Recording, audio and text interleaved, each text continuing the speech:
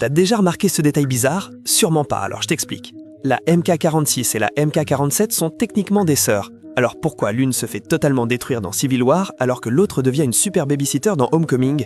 Même technologie, mais un but totalement différent. La MK46 a été construite pour la guerre. Dès que le combat à l'aéroport commence, elle vise directement le bras du soldat de l'hiver et le découpe comme du beurre. Pourtant, ce bras peut encasser des obus de tank. Alors pourquoi elle n'a pas brisé le bouclier de Cap? Parce que Tony se retenait. Il a bridé ses répulseurs. À pleine puissance, les poignées de Cap auraient explosé. Mais la MK46 avait un défaut fatal, l'endurance. Tony a tout misé sur l'attaque. Après avoir arraché le bras de Bucky, l'armure clignotait déjà en rouge. Un coup de bouclier bien placé dans le réacteur et la MK46 était finie.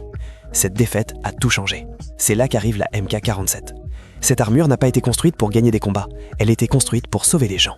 Dans Homecoming, quand Peter tombe dans le lac, Tony n'est même pas là. La MK47 arrive depuis des kilomètres, le scanne, le stabilise et le sort de l'eau, entièrement en pilote automatique. Puis arrive le désastre du ferry. Pas de missiles, pas d'explosion. La MK47 tient physiquement les deux moitiés du navire ensemble et les ressoude en plein effondrement. La MK46 ne savait que détruire. La MK47 s'est protégée. Et ne t'y trompe pas, la MK47 cache encore une puissance de feu dingue. Tony choisit simplement de ne pas l'utiliser. Ce n'était pas juste une mise à jour d'armure, c'était Tony qui grandissait. Il est passé de « qui est-ce que je peux battre » à « qui est-ce que je peux sauver ». C'est ça, la vraie évolution.